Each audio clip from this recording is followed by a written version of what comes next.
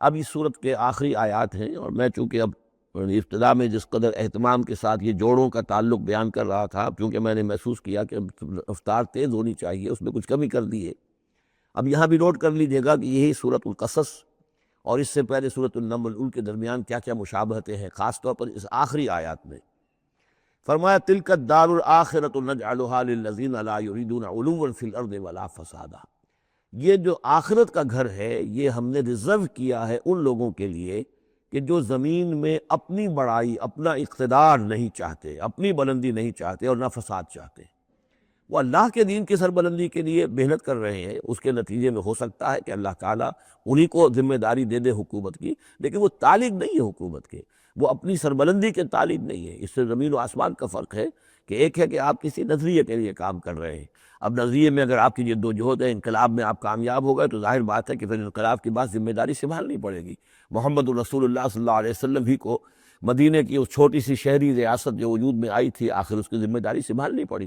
حالانکہ آپ خدا نہ خواستہ کوئی اقتدار کے طالب یا اقتدار کے بھوکے تو نہیں ہو سکتے تھے، لیکن یہ ہے کہ طلب جو ہے وہ اللہ جانتا ہے دل میں کس کے طلب ہے۔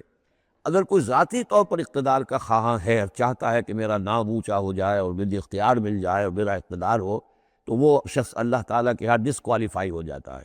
یہ پھر اللہ کے گھر کے لیے نہیں ہے۔ اللہ کا گھر جو ہے تلک الدار الآخرہ، یہ تو ہم نے رکھا ہوا ہے خاص طور پر مخصوص کر کے، ریزرو کر کے، للذین لا یریدون علوا فی الارض، جو زمین میں اپنے اقتدار کے خواہاں نہیں ہے، ولا فسادا، نہ زمین میں فساد بچانا چاہتے ہیں، والعاقبۃ للمتقین، اور عاقبت یعنی پچھلا گھر جو ہے، عاقبت کی پچھلی زندگی جو ہے یقیناً یہ اہل تقویٰ کے لیے، اس کی بھلائیاں، اس کے محاسن، اس کا عیش اور آرام، وہ اللہ تعالیٰ نے اپنے متقی بندوں کے لیے خاص کیا ہے۔ من جاء بالحسنۃ فلہ خیر منہا، یہ آیت میں آئی ہے سورہ نمل کے بھی آخری حصے میں۔ جو کوئی شخص کوئی نیکی لے کر آئے گا تو اسے بدلہ ملے گا اس سے بہتر۔ ومن جاء بالسیئۃ، اور جو کوئی بدی لے کر آئے گا فلا یجزی الذین عملوا السیئات الا ما كانوا یعملون، تو وہ لوگ کہ جو ان برائیوں کا ارتکاب کر رہے ہیں انہیں بدلہ نہیں دیا جائے گا مگر وہی جو کچھ کہ وہ کر کے لائے۔ مطلب یہ کہ اللہ تعالیٰ کی طرف سے اضافہ نہیں ہوگا، جتنے جرم کیے ہیں اتنی ہی سزا، لیکن اہل ایمان اور اہل صلاح جو ہیں ان کی نیکیوں میں اللہ تعالیٰ 10 گنا دے، 700 گنا دے، اس سے بھی بڑھا دے، یضاعف لمن یشاء، تو یہ اللہ تعالیٰ کی مرضی ہے، جتنا چاہتا ہے دیتا، خیر منہا، بہرحال جو کچھ کر کے لے جاؤ گے اس سے بہتر ملے گا۔ لا یجزی الذین عملوا السیئات الا ما كانوا یعملون، انہیں وہی کچھ ملے گا جو کچھ کہ وہ عمل کر کے لائے تھے۔ ان الذی فرض علیک القرآن لرادک الی معاد، سورہ نمل میں آیا تھا کہ مجھے وَأُمِرْتُ أَنْ أَتْلُوَ الْقُرْآنَ، مجھے تو حکم دیا گیا میں قرآن سناتا رہوں، قرآن پڑھ کر تمہارے سامنے میں قرآن کے ذریعے سے انذار اور تبشیر اور قرآن کی تبلیغ اور قرآن کے ذریعے سے تذکیر اور قرآن کے ذریعے سے تمہارے جو نفسیاتی اور روحانی روگ ہیں ان کی شفا کے لیے میں کوشش کرتا رہوں، میرا کام تو یہ ہے۔ ان اتلو القرآن، مجھے حکم دیا گیا میں قرآن کی تلاوت کرتا رہوں، تلاوت پڑھ کر قرآن تمہیں سناتا رہوں۔ اب یہاں اسی کو تعبیر کیا، ان الذی فرض علیک القرآن، اے نبی جس ہستی نے آپ پر اس قرآن کی ذمہ داری ڈال دی ہے، اس کی تبلیغ آپ کے لیے فرض تھی، جیسے کہ ہم سورہ مائدہ میں آج پڑھا ہے، یا ایھا الرسول بلغ ما انزل الیک من ربک وان لم تفعل فما بلغت رسالتہ، اس قرآن کی تبلیغ کرنا آپ پر فرض ہے۔ اور جیسا کہ میں آپ کو بتا چکا ہوں، پھر آپ نے امت کے حوالے کر دی کہ اب امت کے فرض ہے۔ فَلْيُبَلِّغِ الشَّاهِدُ الْغَائِبَ، فَلْيُبَلِّغ یہ فعل امر ہے، اب لازم ہے کہ وہ پہنچائیں جو یہاں ہے ان کو، جو یہاں نہیں ہے۔ اس طریقے سے یوں سمجھیے کہ ایک سلسلہ جو ہے وہ شروع کر دیا گیا۔ لیکن یہاں فرمایا جا رہا ہے، اے نبی ان الذی فرض علیک القرآن، جس ہستی نے آپ پر یہ قرآن فرض کیا ہے، جس ہستی نے آپ پر قرآن کی ذمہ داری عائد کی ہے، یہی ذمہ داری اصل میں پھر جو ہم میں سے ہر ایک پر آتی ہے وہی ہے جو میرے کتابچے میں میں نے وضاحت کے ساتھ بیان کی ہے کہ وہ 5 ذمہ داریاں ہیں۔ اللہ قرآن پر ایمان جیسا کہ ایمان کا حق ہے، قرآن کی تلاوت جیسے کہ تلاوت کا حق ہے، قرآن کو سمجھنا جیسے کہ سمجھنے کا حق ہے، قرآن پر عمل جیسے کہ عمل کا حق ہے، پھر قرآن کی تبلیغ، قرآن کو عام کرنا۔ ان الذی فرض علیک القرآن رادک الی معاد، وہ یقین آپ کو لوٹا لے جائے گی، وہ ہستی، وہ اللہ جس نے آپ پر یہ قرآن کی ذمہ داری ڈالی ہے، تبلیغ قرآن کا فریضہ آپ کے کاندھوں پر رکھا ہے، وہ یقیناً آپ کو پہنچائے گا بہت اچھی جگہ لوٹنے کی۔ معاد عادہ یعودو سے، اس میں ظرف ہے، لوٹنا، لوٹنے کی جگہ۔ اور معاد سے مراد آخرت عام طور پر ہے، ایمان بالرسالت، ایمان باللہ، ایمان بالمعاد، ایمان بالآخرہ کو ایمان بالمعاد بھی کہا جاتا ہے۔ لیکن اس کے بارے میں بعض روایات ایسی ملتی ہیں کہ اس کا شان نزول یہ ہے کہ حضور صلی اللہ علیہ وسلم جب ہجرت کے سفر کو نکلے ہیں مکے سے، تو جو عام راستہ تھا اس سے ہٹ کر آپ نے، چونکہ اندیشہ تھا اور واقعہ تھا کہ تعاقب ہو رہا تھا، تلاش کیا جا رہا تھا، 3 دن رات تو آپ غار ثور میں روپوش رہے، پھر آپ نے ایک بڑا ہی سخت راستہ اختیار کیا تھا کہ جو پہاڑی راستہ تھا جو گزر رہا تھا، جس پر کہ کوئی انسان جاتا نہیں تھا، لیکن کچھ آگے جل کر وہ راستہ جو ہے وہ پھر اس مین راستے سے جا کر مل گیا۔ یوں سمجھیے یہ راستہ جا رہا تھا مین، کہ جو مکے سے مدینے کا تھا، حضور نے ایک اور راستہ اختیار کیا، لیکن کچھ عرصے کے بعد وہ راستہ جا کر اس راستے کے ساتھ مل گیا۔ جہاں ملا، اب آپ خود سوچئے کہ وہاں ایک ایسی سچویشن آ گئی کہ حضور ایک ٹی پر کھڑے ہوئے ہیں، اب داہنی طرف جاتے ہیں تو مدینہ ہے اور بائیں طرف جاتے ہیں تو مکہ ہے۔ اس وقت حضور کے دل میں ایک ہوک سی اٹھی ہے، اس لیے کہ جب آپ مکے سے روانہ ہوئے تھے تب بھی روایات میں آیا ہے کہ آپ کعبے سے لپٹ کر آپ نے یہ کہا تھا کہ بیت اللہ مجھے تجھ سے بڑی محبت ہے، لیکن میں کیا کروں، یہاں کے لوگ مجھے یہاں رہنے نہیں دے رہے۔ تو گویا کہ کعبے سے یہ جدائی تو آپ پر شاق گزر رہی تھی۔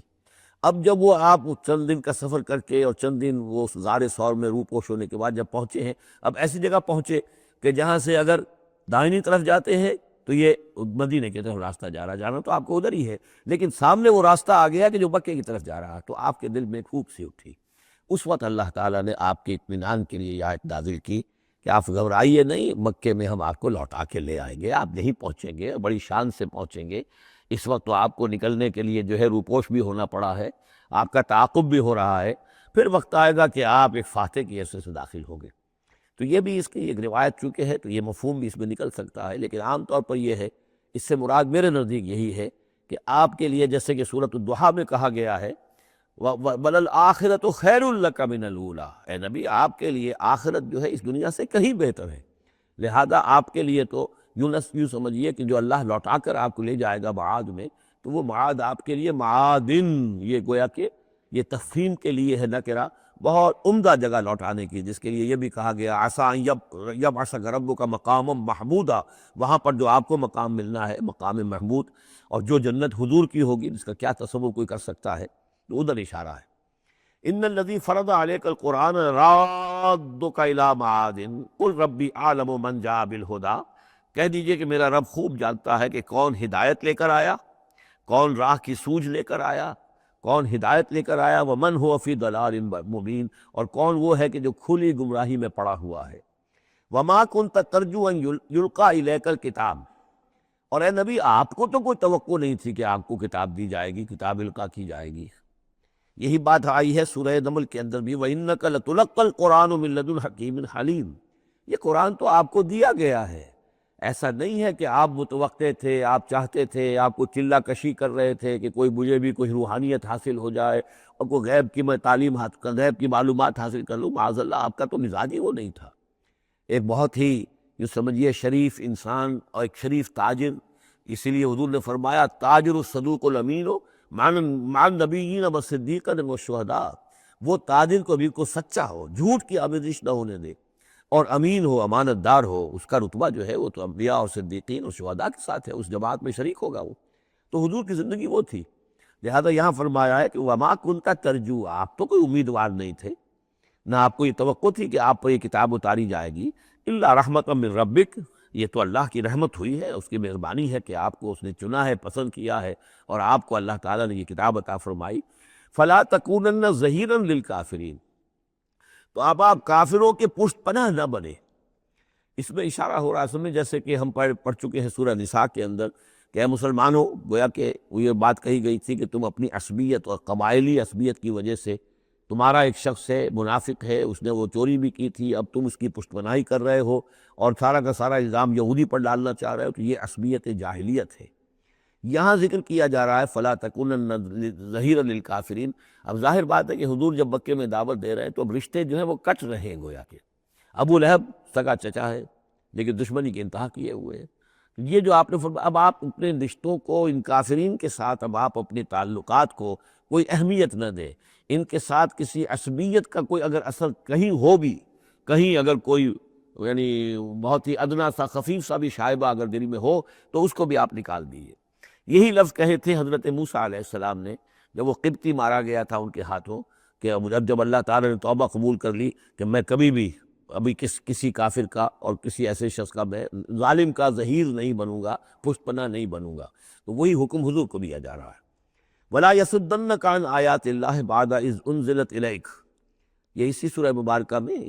آیت نمبر 17 تھی یہ۔ وَلَا يَصُدُّنَّكَ عَنْ آيَاتِ اللَّهِ بَعْدَ إِذْ أُنزِلَتْ إِلَيْكَ، اور نہ آپ کو برگشتہ کر سکیں، روک سکیں، آپ کے رخ کو موڑ دیں